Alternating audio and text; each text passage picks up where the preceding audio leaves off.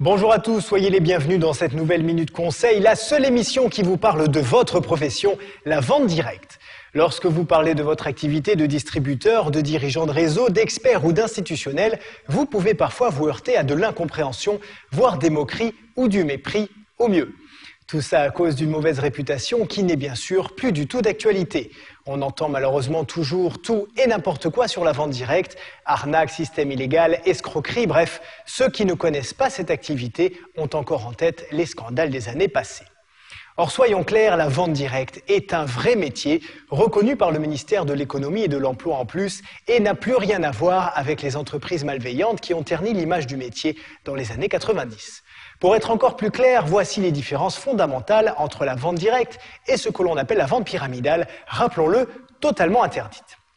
Dans la vente pyramidale, il n'y a pas de produit à vendre comme annoncé. Le profit de l'entreprise provient uniquement du recrutement de nouveaux membres. Quand ils entrent dans le réseau, ils s'acquittent d'un droit d'entrée. Le recruteur direct touche alors une partie de cette somme, l'autre étant distribué à la chaîne de recruteurs qui se situe dans le haut de la pyramide.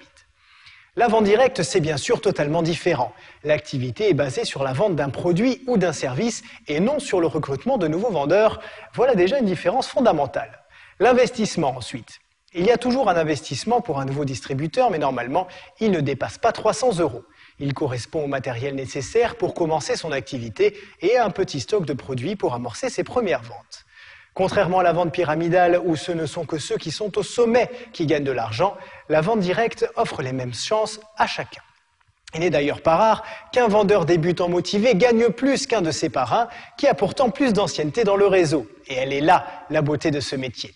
Enfin, si vous voulez être sûr d'opérer le bon choix, renseignez-vous auprès de la Fédération de la vente directe. Les entreprises qui y sont adhérentes sont clean à 100%.